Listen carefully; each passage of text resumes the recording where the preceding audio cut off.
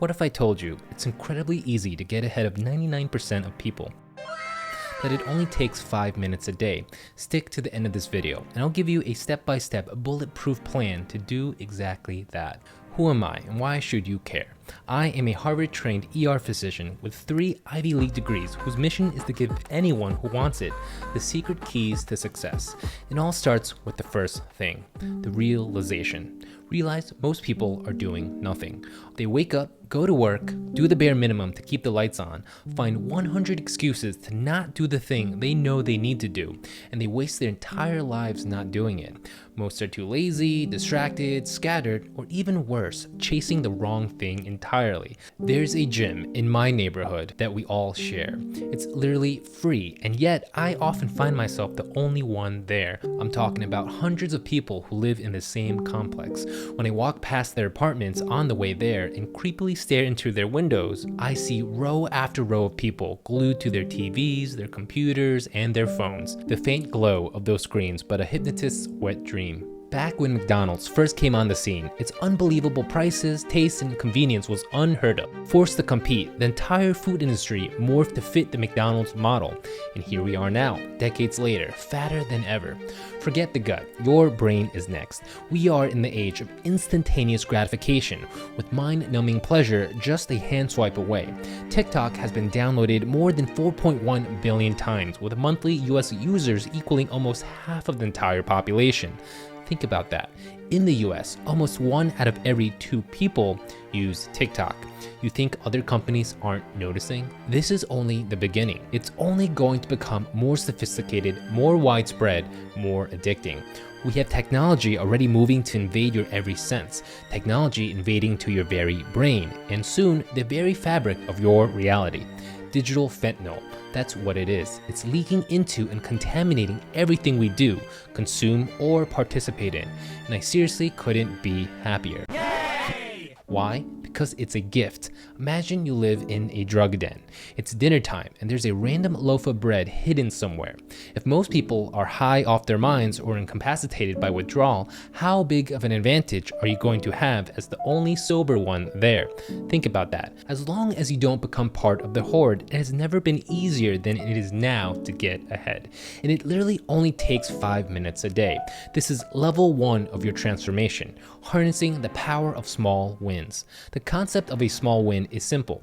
It's something that comes about in your everyday life that requires minimal effort to complete, and yet most people still don't do it. This is taking the stairs instead of the escalator. This is choosing water instead of soda. This is choosing to listen to an educational podcast when you pick up your phone instead of auto-clicking a garbage app like TikTok.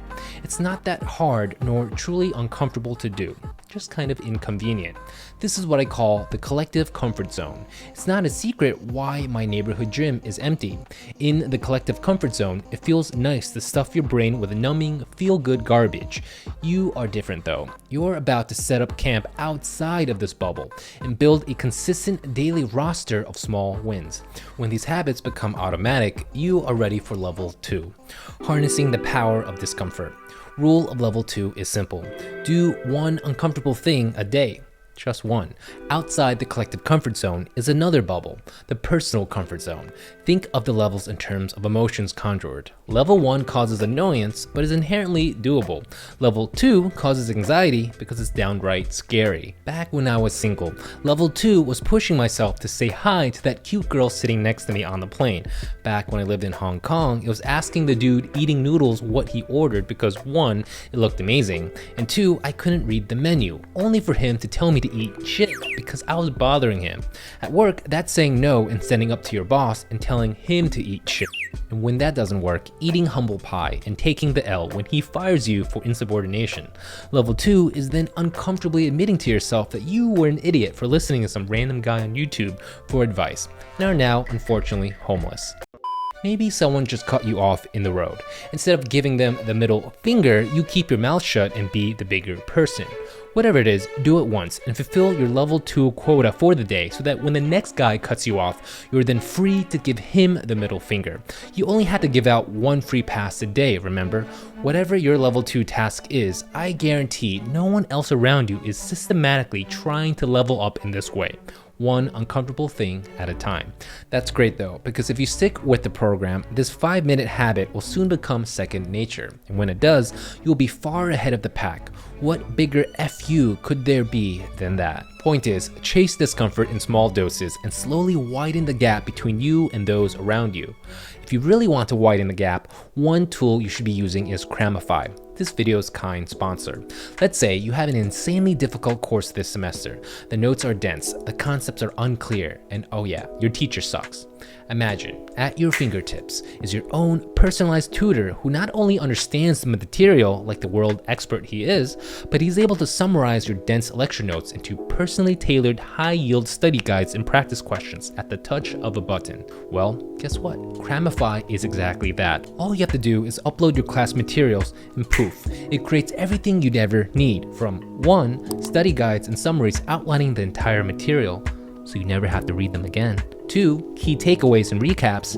And 3, the coolest thing ever, real practice questions in mock exams, literally made out of thin air. How crazy is that? In fact, each practice question Cramify creates for you is not only based on the material you give it, it probes your understanding further with similar questions designed to attack the concept from other angles. It's literally like you have a personalized tutor in front of you saying, okay, you got this question right, but let's make sure you really understand. Let's try a similar question now, but with a slightly different scenario. Let's also rearrange the numbers a bit so you get more practice. I actually owe a lot of my success at Harvard and Yale to this exact method.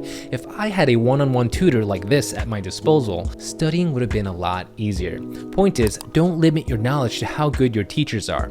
You have Cramify now. Harness its power and supercharge your study sessions.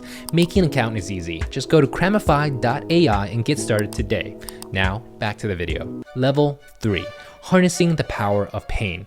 Are you starting to see a pattern now? Level 1 is annoyance, level 2 is anxiety, level 3 is pain. But don't worry, even if you stay at level 2 and step outside of your comfort zone once a day for the rest of your life, you'd be better off than almost 90% of all people. To get into the top 10 percentage points, you need to live by the simple rule of level 3, to do one painful thing each and every day. Pain is different from discomfort. It's uncomfortable to put yourself out there and say hi to your crush, but it's only painful if you get rejected.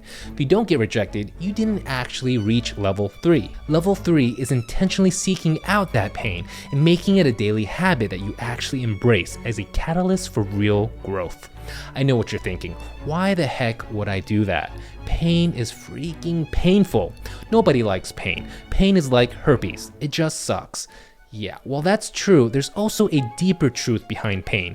Just like herpes, there's just no way to avoid it in the end. It's coming for you. You either get ready for it, or you wait around for it like a useless sack of potatoes. You choose the pain you face, or life ends up choosing for you.